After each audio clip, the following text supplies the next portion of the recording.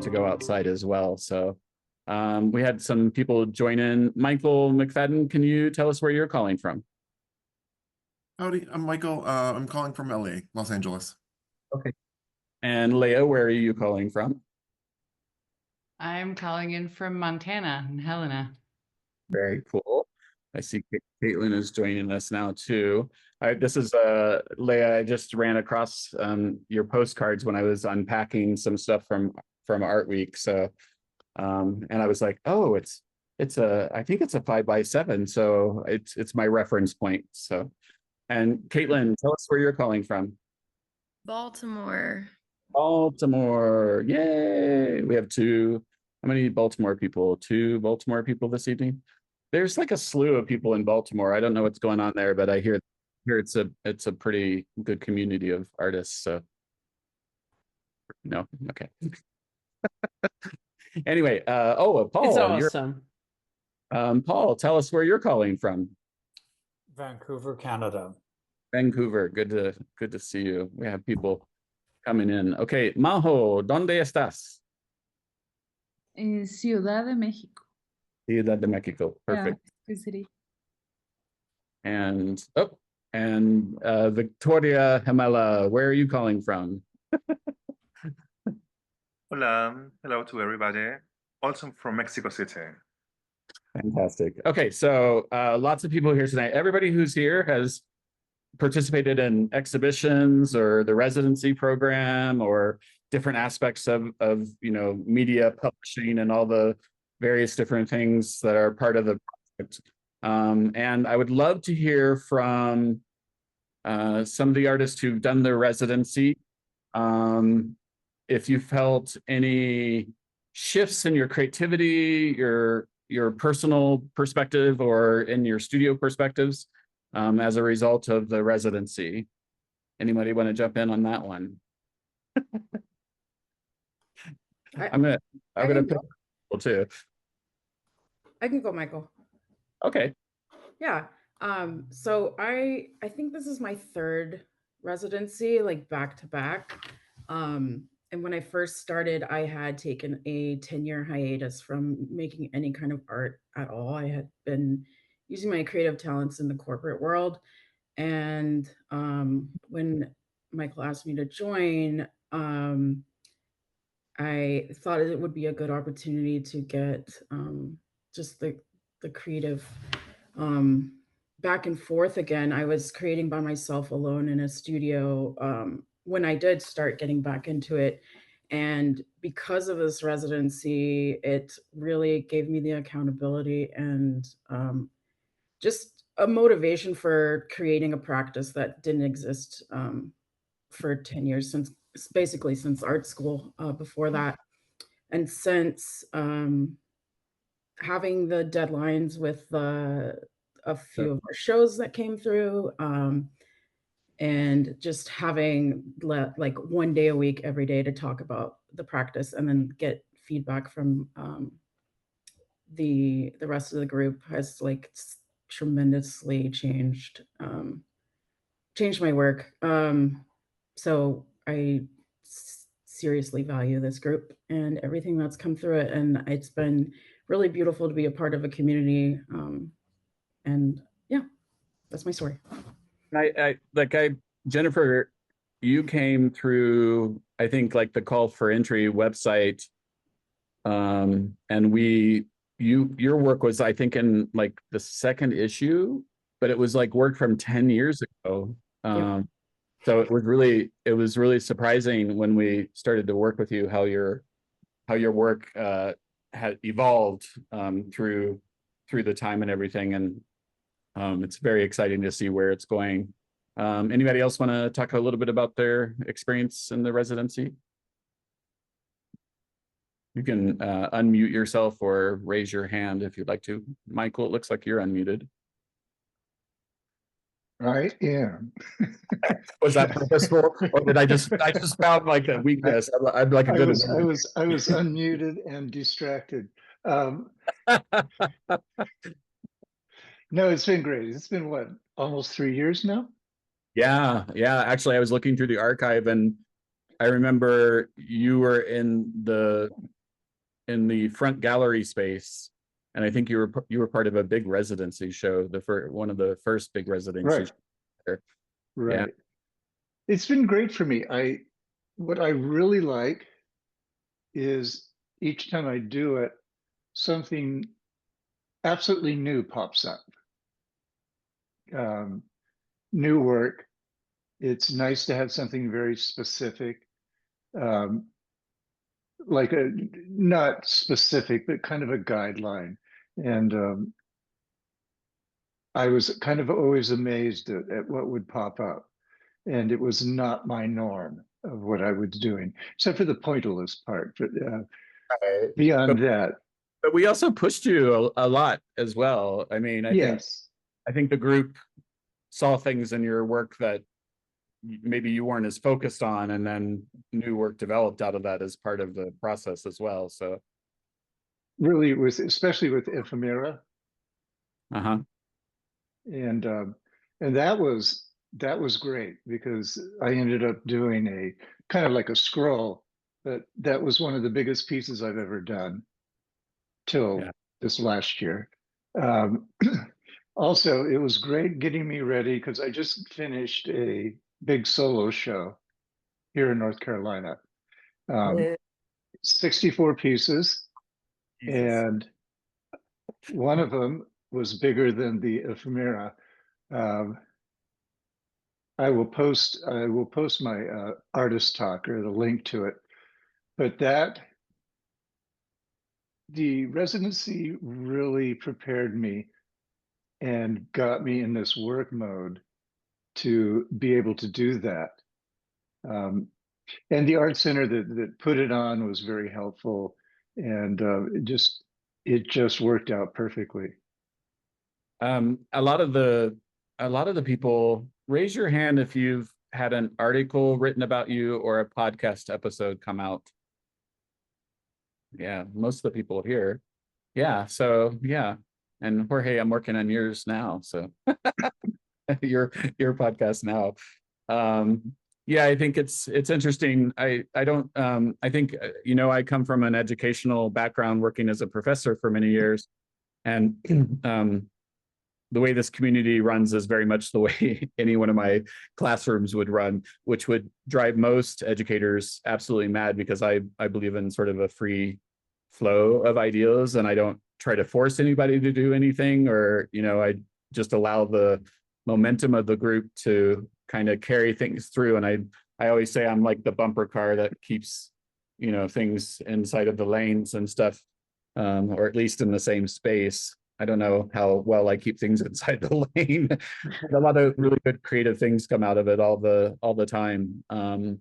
Katie, we showed your printed wedding dress at the Ephemeral last fall. And that sticks out as a very good example of how the bumper car system of allowing the consciousness of the group to sort of plant seeds. Yeah. Started with a project that was very different than what you actually end up showing. Yeah, I don't even remember what I started with. I was sitting here thinking, I mean, the residency was amazing. I live in Denver. I have a studio in the other room. I work alone. I'm just kind of this solo artist. I don't know a ton of people in Denver. And so for me, it was like getting into this community, and instantly being with this group of people felt really nice, and nice to have ideas bouncing around with everyone, and just working on being open to ideas as well, and not being, I think the biggest thing that I got out of it, because the wedding dress was like, it's a real wedding dress. I don't work on clothes, I work on paper, and two-dimensional, and it stretched me in this incredible way. And then also just not being afraid to make mistakes, which is always something that's been, I've been doing this my whole adult life. I'm 53, and I'm always like, I feel myself getting constricted. And so just being loose, oh God. And it was fun. And I got to go to Mexico City, and I haven't been there in a long time, and it was wonderful and just beautiful to see all of the artwork together and the space and everything that you do, Michael, it was just incredible. I think that's one of my favorite parts about what happens is, and I was afraid when we lost our gallery space and residency space a year ago, that the dynamic shift, it wouldn't, the community wouldn't survive the dynamic shift and not having a physical space. And so we've been doing shows in Casa Culturas. Last summer, we did a show in Ventura, California. And then we did a show in San Diego, California. And I laughed just because I ended up transporting a lot of art from Ventura, like sort of like a Grapes of Wrath down the California coast, carrying artwork, and then return to carry artwork across the border into Tijuana, and fly back to Mexico City. So last summer was kind of an interesting experience for me, pulling outside of, like, we've done everything inside of Mexico City prior, but there had to be some advantage to not having a physical space. And so I've been in constant search of partnerships with cultural organizations and galleries, and just trying to create opportunities for more exhibitions. And I thought, well, if we're not in Mexico City necessarily 100% of the time with the physical space, then what opportunities open up? And that's more visibility. So and then this year we'll be in LA for Trist Art Fair in July, and then Baltimore with Maryland Art Place in September, and then the big queer art fair here in Mexico City for Dia de los Muertos. Caitlin, I'm going to pick on you because you're kind of a dual role here, because you're a triple threat. You're exhibitions, residency, and you're a curator. She works at Maryland Art Place, supporting Maryland Art Place and doing like a million projects at one time. Caitlin, can you talk a little bit about your experience with the residency, and what do we expect for September? Because we've talked about like Merkin shows and Yeah. So I think the residency has been great in terms of, I was interested more so from an accountability standpoint, because I do wear so many hats. Like Michael kind of prefaced, I work as an exhibitions director in Baltimore for Contemporary Art Space. And then I also founded my own collective and gallery, which is all female identifying artists. And then I'm also an exhibiting artist. So I get lost and I'm a teacher. So I get lost in the shuffle. So I onboarded this in order to kind of hold myself accountable and like just be able to connect with other artists, to remain productive, but also, talk through the peaks and valleys of creating, especially in the political climate, which I didn't know at the time. But I would say it's been beneficial on a lot of different levels so far, insofar as like, yeah, I've established myself pretty regionally, especially in the state of Maryland and in Baltimore, but I've had the opportunity to exhibit in Mexico, which was the first for me. And then in addition to that, just in terms of establishing a community outside of Baltimore, Maryland, like that's been super beneficial and rewarding. So I can't sing Michael's praises enough. Like, I think it's a really great opportunity, and I've certainly benefited from it in a number of ways. And then in terms of the upcoming exhibition in regards to Maryland Art Place, so what you're referencing is we do a biannual Merkin fashion show. A Merkin is a pubic wig that was adorned by women, and we did it. The first iteration of it was done, I believe, in 2021. It was postponed because of COVID, but it was surrounding the 100 years of the women's suffrage movement. It was in celebration of that, and we did a Merkin Dream exhibition, which was surrounding Trump's candidacy in the first round. Didn't know there'd be a second, but here we are. So that was kind of like a parody a bit on that.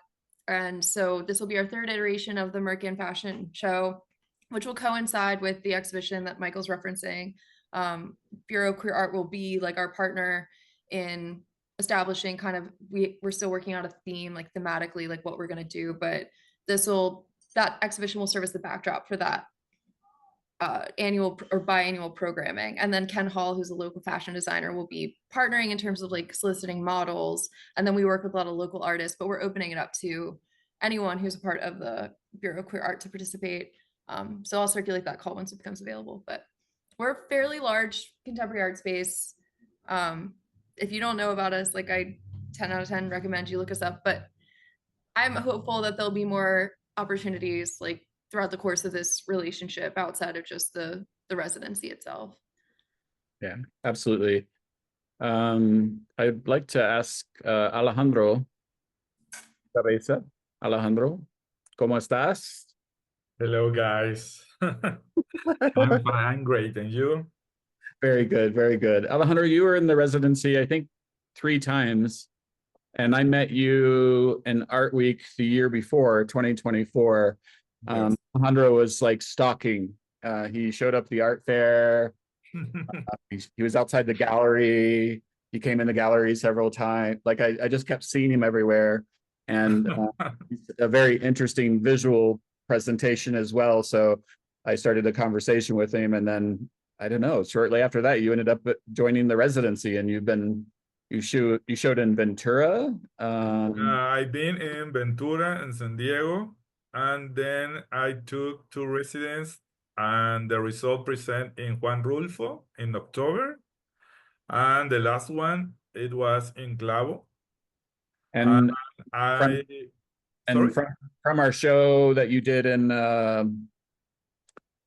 what was the name of that Casa Cultura we used this Emilio Yes, sorry, I forgot that. and Emilio Carballido too. Right. It was Juan Rulfo, Emilio Carballido, Clavo, and I have like 6 months in Artsy, and I sold an art piece to New York. Yes. And it was so fun. I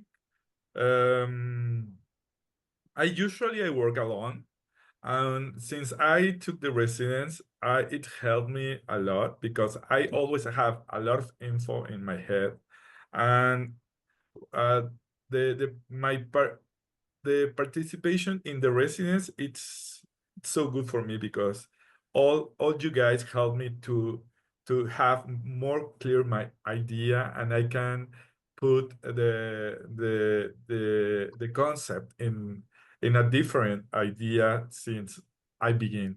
So I really recommend that because all the visions, there are a lot of techniques and a lot of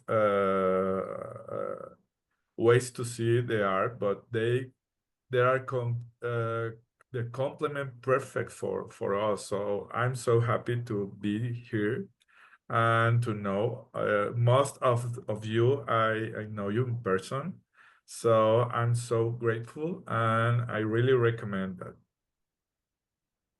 Alejandro, you have a show that came out of the last Casa Cultura show. You're presenting a solo show this summer, right? Yes, and in July I have a solo show in Juan Rulfo.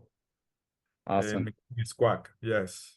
Okay, I thought it was in June for some reason. I didn't think it was July. I have to put all in the last days of June, and it's beginning July 1st to July 21.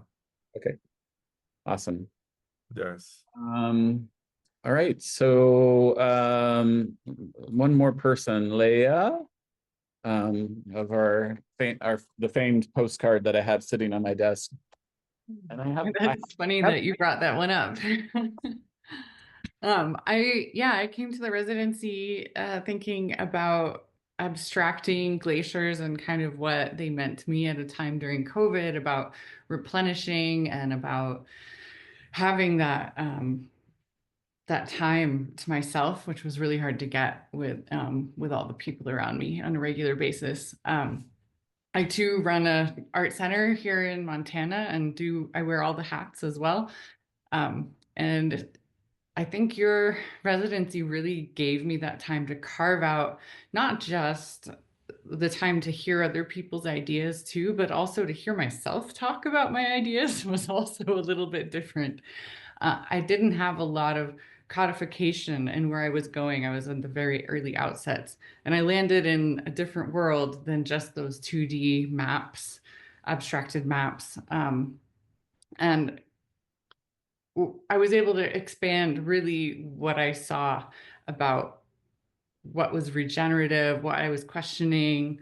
And I think it's really, really instructive to have each of you reflect on that as well. And I also enjoyed reflecting on everyone else's work too. I think it all became this amplifying theater where we were able to kind of act out in a sense, like how we would present to the public and find that greater clarification.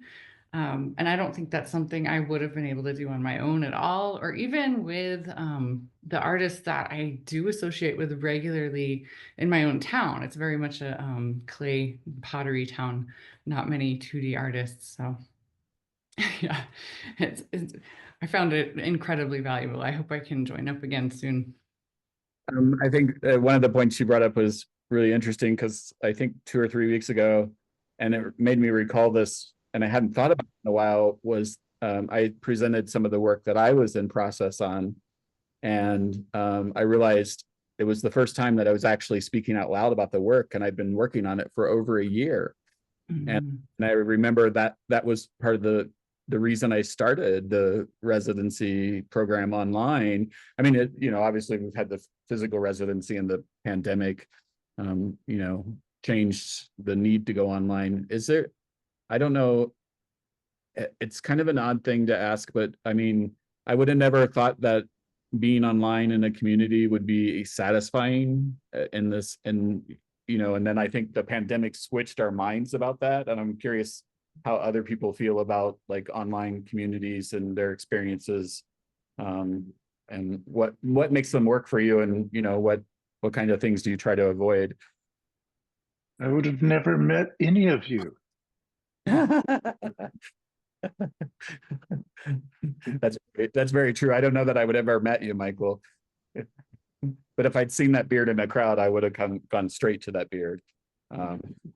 So what about exhibiting artists? Victoria, we've been working with you as part of Gemelas, the twin duos, since I think maybe 2021, 2022.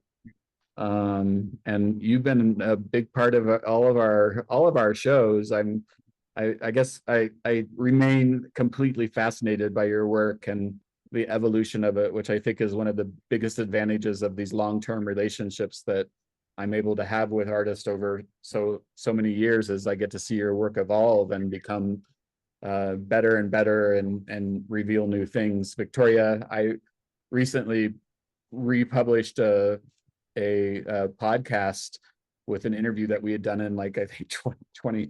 I'm looking at the decor of the gallery, and I'm thinking it must have been like just after the pandemic. We were all sitting with a little bit of space between us, so I'm thinking that's what it was. What's your experience been like as an exhibiting artist over all these years? It's been great, actually.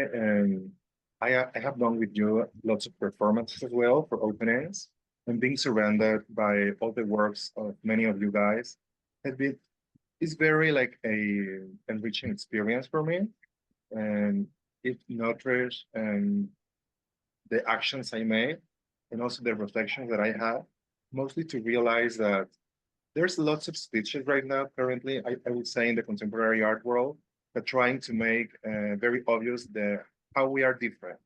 But I think more than that, I think I like to focus on how we are diverse.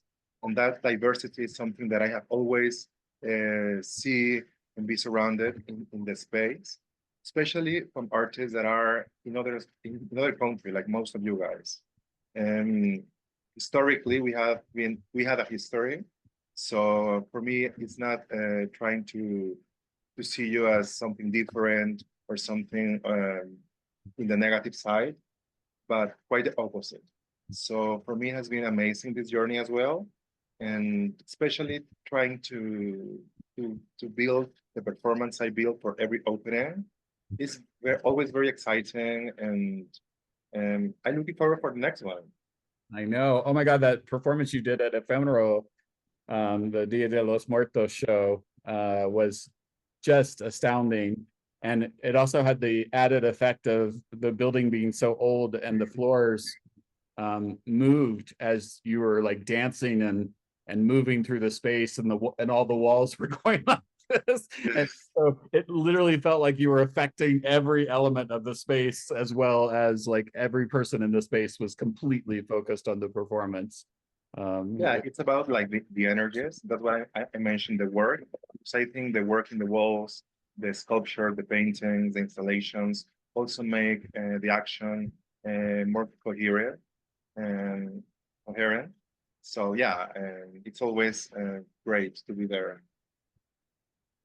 Thank you so much. It's exciting. Like I said, I really, a lot of people think, you know, it's like I'm a curator who likes to see work develop over time. So I'm really interested in investing time in the artist and seeing how things grow and create and what opportunities can be found. So I think that's a really important. Michael McFadden, I know you've participated in this. You're in this current exhibition. Yeah. And you were actually in our World AIDS Day special issue as well. I was in the San Diego show. Oh, you were. That's right. That's right. I was trying to remember because I was like, where did I originally meet you through? And it was through the San Diego show. Yeah. Summer, which is phenomenal. Yeah. So it's a relatively new collaboration, but I just really appreciate all your support, and I've been admirers of a lot of the folks on this call's work. So it's great to see you in a tiny little square. And I feel very grateful to have a space where queer art is being highlighted and celebrated and promoted, and an opportunity to kind of collaborate and connect with other folks. So appreciate being a part of the crew. Very exciting. And I think I rewrote your feature and published it today, or I think it was earlier today. Yeah. Okay, so I lose track of time. I don't know what day of the week it is. I thought the gardener was coming today, but it's Tuesday.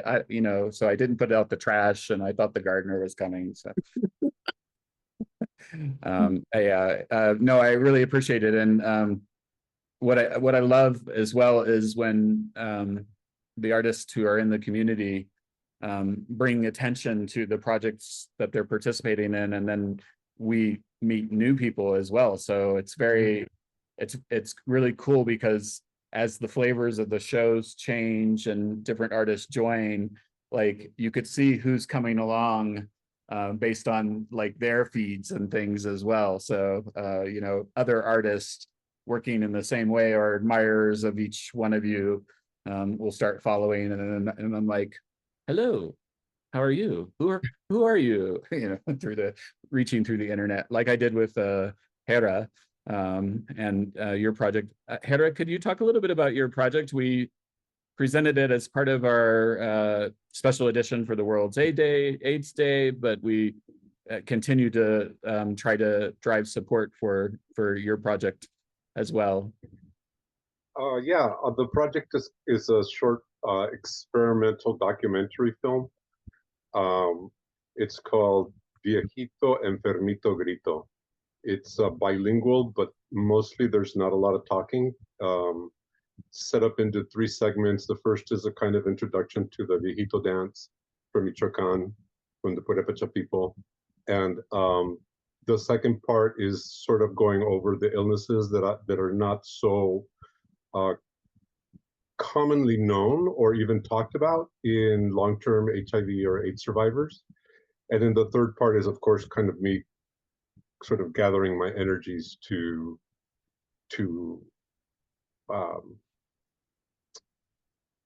just to show a growth, and to also to offer the experience to people. I've seen a lot of people go through the film, and the feedback has been so varied, it's sometimes difficult for me to see what people are getting out of it, because the people that I have asked are usually family and they're so attached to me. They just, Right. oh, look at all he went through. And it's like, no. They're like, this is about a messaging. This is about identifying a kind of silence within.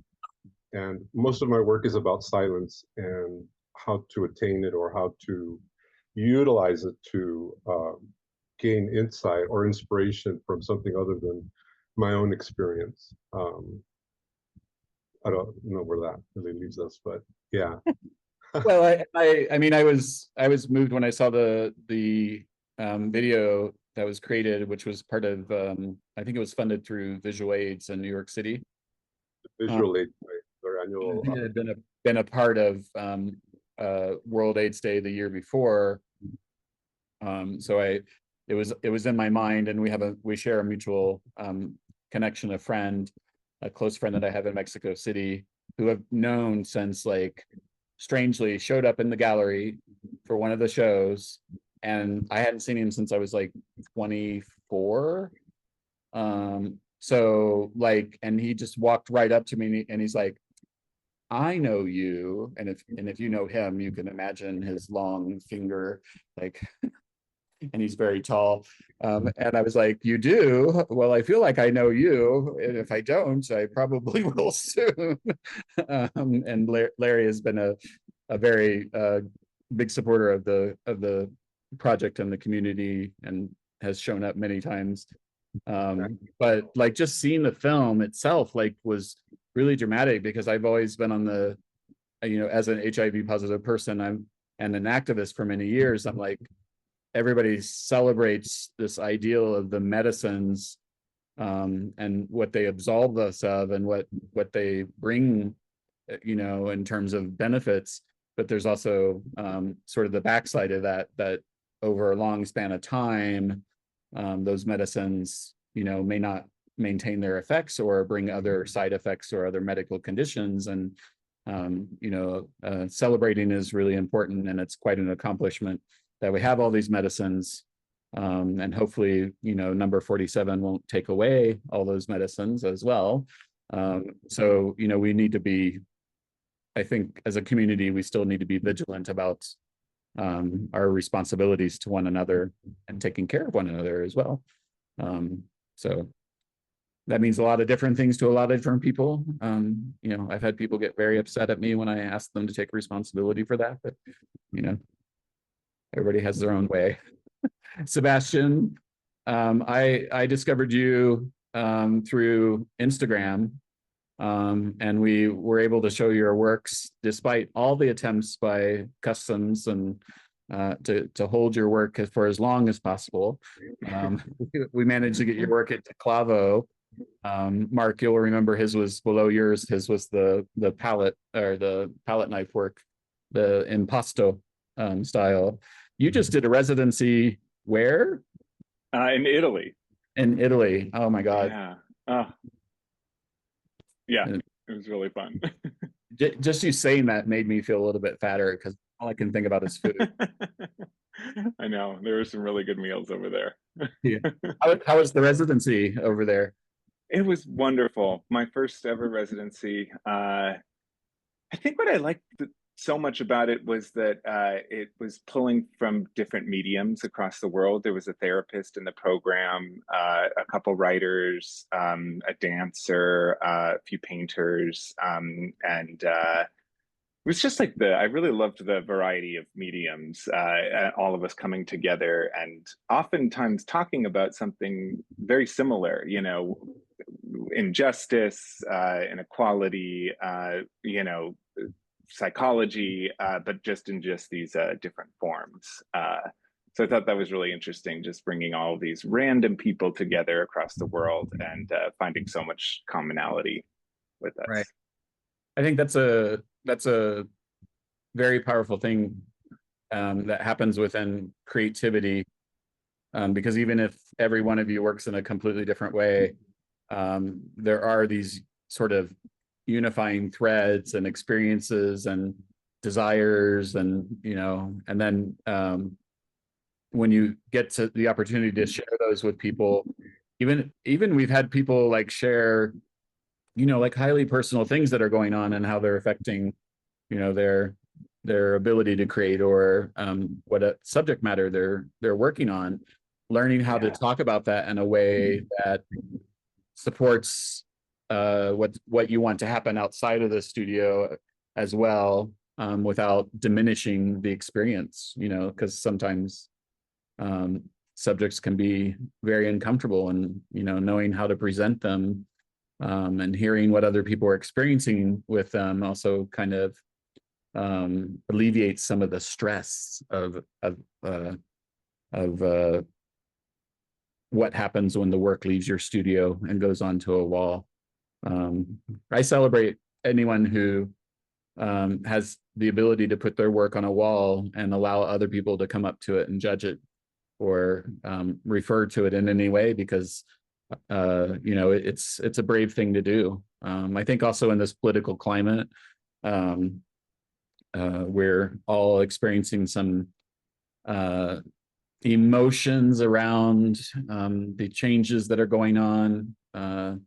One of our partners sent a message to me today that they lost their NEA grant. And then there's some lines that he shared from the letter, which made me believe that the NEA is going to be focusing on religious projects that support religious communities more. That's all of it. It just feels, you know, I'm back at, you know, Maplethorpe and Cincinnati, and you know, thinking here we are again. We're all still having all NEA grants were canceled. Oh, you know, I'm a little slow down here in Mexico. I get my news piecemeal, and I kind of need it that way, because of the stress of all the volume of everything that's going on in the States right now is it's too much. But anyway, I'm drifting off into politics, and I don't like to do that. Elias, I feel like I've known you like since the beginning of time, and since we both have white beards, I think that might be true. Yeah, I don't remember very well, but I think I discovered you on Instagram in 2020, I think. Yeah, 2020, yeah. We will never work together because I don't focus in queer art. I don't have many art about queer or gay art, but I think it's part of my essence to create something queer, something to be the better for the LGBT plus people. So this time I of course I'm very grateful with you to the opportunity to show my art and to show something about then I can paint, and then I can show in my art. Yeah, and I think you said something that you know, triggers me a little bit, because I try so hard to expand the definition of what queer is, because I don't think any community can get along without true diversity. But I grew up with LGBT, and then, you know, and then all the letters expanded and stuff, and then I found myself you know, 6 years ago, like looking at those letters and all the emblematic people of each of those letters, and I was like, I don't relate to any of them. And so I felt outside of the community, and that's why I've used the word queer, because I'm like, no, I think it has to be more expansive. It has to allow for all the different variations beyond those letters, because you can say you could fit yourself into a trans or a you know, a plus sign or something like that, but you know, it's like, why can't you just be who you are? So why not just be you? And I also find there's a lot of queer sensibility in even cisgendered art, and I think that that's really important as well, because the more we can unify and have allies, you know, the better it is for everyone. I think we all learn in the process of participating with even our allies and stuff. So Joan, I would love it if you talk about the project that you've been working on, and you have a solo show coming up, and just like in brief, not, you know, too. Sure. Hi, everybody. I've been working with Michael now, I don't know, 3 years, maybe two years. I don't know. But I've been in like 3 shows in Mexico and 2 or 3 shows in California and in several editions of the magazine and the podcast. And that is all super exciting. But meeting you, all of you, is really kind of the best part of it. But yeah, I have a solo exhibition coming up at Towson University, which is here in the Baltimore area in the main gallery. And it's a huge gallery. So it really will be the biggest solo show I've put on. That's coming up in June, and I'm working on finishing up some new pieces, but really utilizing my time in the group to get feedback instead of just, you know, again, like working in a silo, like some of the others have said, you know, in our studios, where I don't get any feedback unless a random person stops by, or I invite, you know, a local artist to come in, like Caitlin, who's local.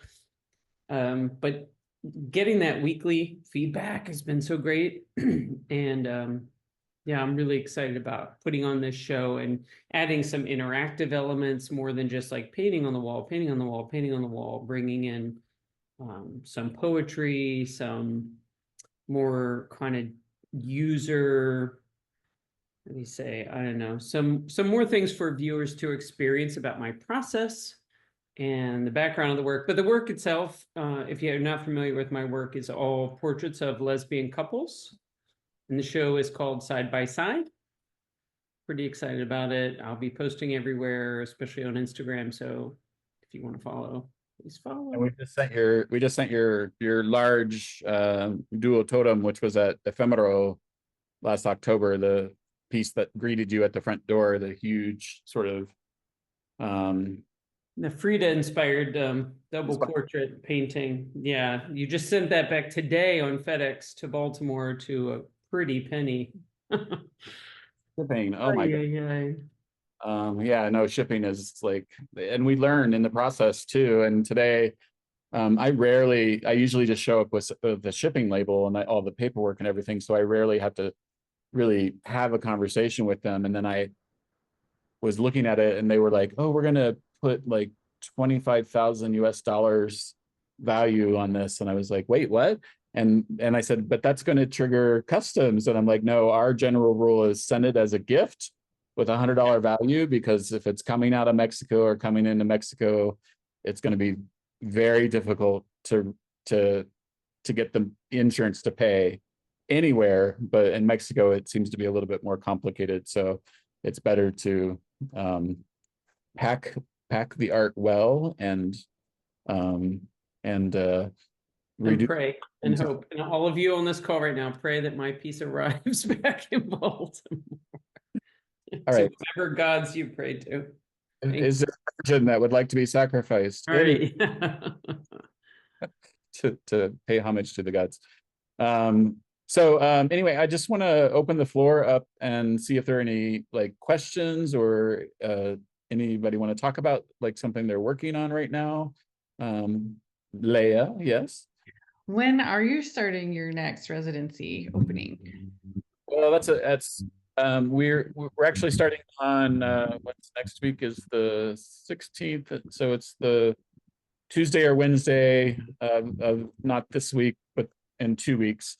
The next group will be starting. I say Tuesday or Wednesday because I'm putting it up to the group we were on Tuesday nights for quite a while, and we switched so that I could participate in the cultural leadership program on Tuesdays. And so now we have the option. Right before Memorial Day here. Oh. May 20 something. Yes. Yeah, I'll have to look at the calendar. But it's usually Tuesday nights from 6 to 7:30 Mexico City time. So that's designed because we have people on both coasts, so it gets a little, when time changes happen, that's the worst. That's usually the worst week of it all, and it takes a couple weeks to recover from time changes, but hopefully it works to everyone's advantages who wants to participate. And also we're starting a Spanish speaking group on Thursday nights. And we'll primarily be working with artists within Mexico. Majo Martinez and Roberto Gabriel are here. ¿Entendiste un poco de inglés o no? Un poco, okay. Vamos a poner en línea con subtítulos en español también.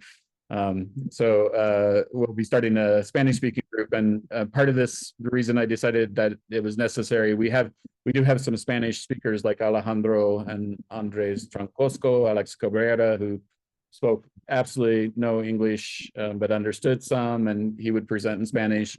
But I'm primarily interested in starting a Spanish speaking group because we're going to be having the big queer art fair for Dia de los Muertos, and I want to create some more opportunities for our local community and development of younger artists as well. I know Majo from Clavo Movimiento, like 2 years running, and we had a really interesting conversation at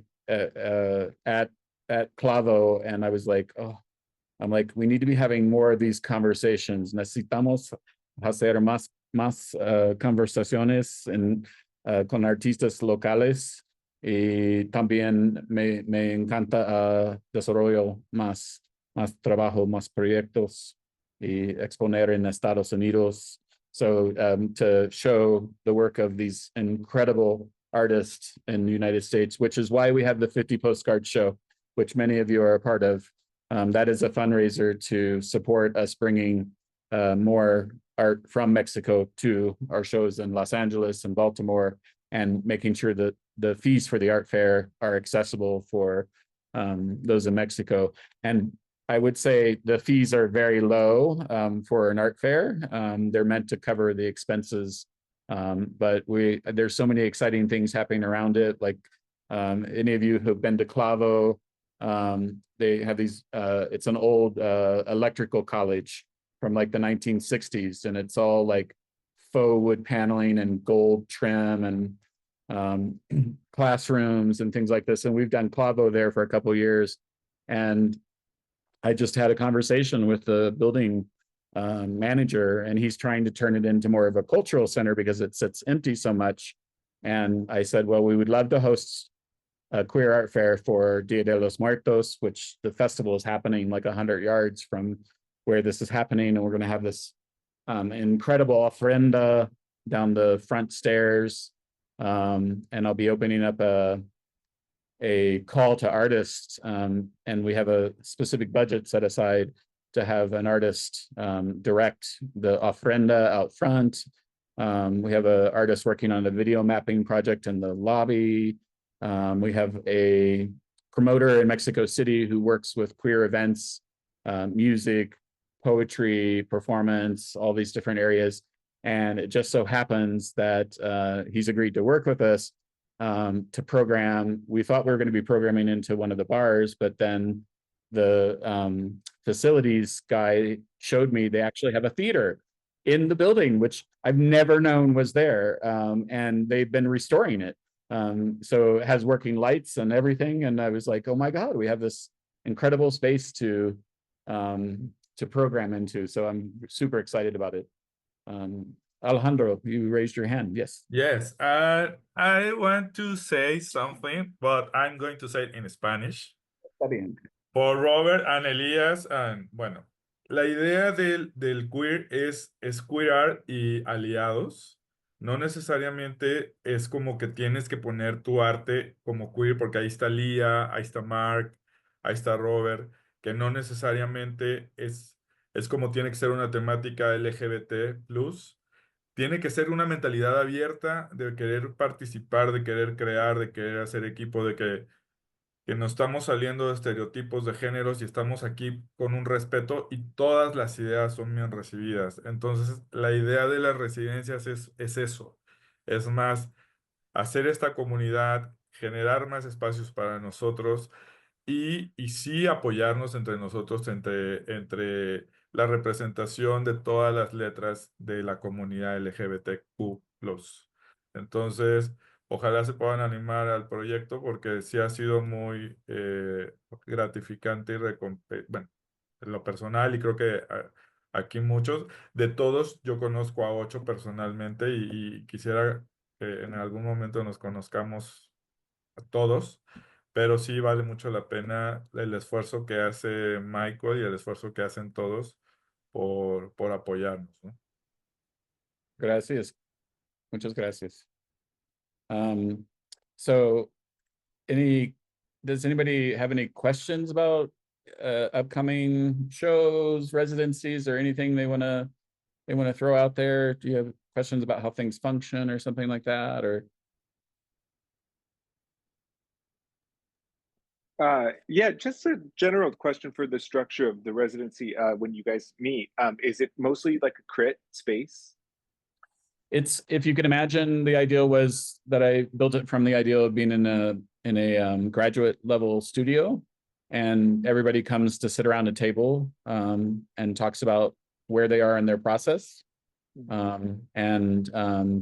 I generally ask people to think about like one question that would push their work forward, so that we're not spending all this time like trying to discover what the question the artist is trying to answer that would help them. So presenting the work with a question helps everyone else direct their comments towards it. Does anybody want to share their experiences with that ideal or express it better than me? No, you did good. Good job. But yeah, it's like a crit session. But it's also very personal, very casual. In that graduate level style, it's like we bring kind of our whole lives into it sometimes, and we're all adults here and we have adult problems, and sometimes that takes up your time instead of your art, but then that feeds your art, and I think that's what makes it work, even though it's, a little box on a screen. There's more than just like popping up an image and what do you think of my colors? It's that, but it's so much more than that. And we usually limit to 8 people in total in a group, and we'll just start another group because this is too many people for people to really share where they are in their work in a meaningful way. To get everybody, like if I asked you all to present what was going on in your studio right now, we'd be here till 11 o'clock easily. And we would all be like really invested in what we're saying and getting the feedback and everything. But it would be too long of a session for everyone. So, depending, and not everybody shows up every week. So sometimes we have a little bit more time to focus. And I don't know how it is possible, but it is very true that a lot of what happens so organically that we manage to, I try to direct and make sure that we don't go over on time, but to also honor everybody's voice in the process as well. So I'm sitting up here like with the overview, and I also meet with a lot of the artists individually. So that also helps resolve things. So sometimes like we need help figuring out how we're going to talk about the work first before we even present it, and figuring out what's the most important thing. And so I always make myself available for one-on-one time I can at least reflect back to you what it is you're saying in a different way. I can be your chat GTP therapist. I don't know if anybody's tried to do therapy on Chat GPT, but it's really, really fucking frustrating. It just does not work well at all. It is not intelligence at all. Have you tried Claude? No, I haven't. Do. Claude, is that what you said? Claude, yes. Like CLAUDE, the French Claude? Yes. Okay. Yes. All right. He's very, very nice. You Okay. can Claude just cheat, wrote my you can last cheat grant. ChatGPT. If you start with ChatGPT, you can't change anymore. What did you say, Leah? Claude just wrote my last grant. He was great. He had all the right words. Yeah, I mean, I had a couple of strokes a few years ago, and so I have some brain issues, and so what I do to write is I actually I'll use the interview that I conduct with you, and I'll listen to it, and then I'll take the transcript from it, and I'll write all my questions into it or all my observations about work. I'll feed it into ChatGPT, and I say, what did I just discover? And then ChatGPT will give me like 10 points, and then I'll say, I'm gonna focus on these 3, and then I'll write about those 3, and then throw it back into ChatGPT and say, did I miss anything? And then ChatGPT will spit it back out at me, and then I'll take it to Grammar, and then I'll let it sit overnight, and come back to it the next day with fresh eyes. But my brain doesn't capture more than like 2 or 3 sentences at a time, so I have to be very concentrated. I have this huge monitor in front of me. I blow things up. I stare at them for a while. But if it weren't for the technology available to grammar check and intention check, sometimes I think I would go completely mad. Completely mad. Just ask Claude if he's self-aware, and you'll fall in love with him. Oh my. I'm scared. I feel like I've seen this in a movie on Netflix. Mark, you're one of the new artists that I met through Victoria in our show at Ephemeral last fall, and you got to show with us in the Casa Cultura and in Clavo Art Fair, and you have a show online with us right now in Artsy as well. How's your experience been so far? It's been great. It's been a lot. I mean, like you just said, I've only been involved for the last few months. Thanks to Victoria for introducing me to the group, and everything's moved terribly quick, in a really good way, with all the work that you've done, and then I've had the opportunity to connect with a lot of the artists, including Alejandro, and I was able to go to Monterrey and spend time there with Alejandro, and so it hasn't been long, but it's been a lot in a short amount of time. And with that, I'm really looking forward to sort of what the future holds. I hope that we keep going at this speed with this amount of exhibitions and opportunities, and the diverse amount of programming that's offered. Thank you. I was laughing because Katie was slapping her cat down, or the cat was slapping her down. It looks like there's a little bit of maybe we need to call 911 or some counselor and marriage counselor for cats. I just wanted to finish tonight just really quickly stating how important the 50 postcard show is, because we have to sell 50 of them just to produce the edition, and then everything after that goes to supporting bringing the artwork from Mexico and all the expenses related to those shows in LA and Baltimore, and helping to start the Immortal Art Fair. So please share with people that you love, like even the ones you hate. The general ideal of this as a pop-up is that in my mind, I had predetermined Trump was going to do everything he said in Project 2025, and corporations are pulling out of prides. Rights are being taken away from our trans community members, and soon you'll see many effects in all the different areas, women's rights, people of color everywhere. So I think it's really important that this pop-up show, as a series of 5x7 postcards, what's so powerful about it is if you receive 50 of them, you can put them up on your wall and you can create a safe space for somebody to come into your space, or you could host a party and educate other people. And it's a huge diversity of artwork that really represents the diversity of our community as much as one possibly can in 50 postcards. So please, you know, encourage people to buy them, so that we can be even more impactful in the shows that are coming up. The artist price, in terms of discount, the discount is the shipping inside the United States. And then if you're in Mexico and you want to purchase them, we'll try to group people together so that we can reduce the overall cost of shipping. So if you want to buy one in Mexico, maybe we'll, you know, we'll send them to the other side of the border of Juarez, and we'll have Andres carry them across, and we'll mule them to. We'll figure out some way. We always do.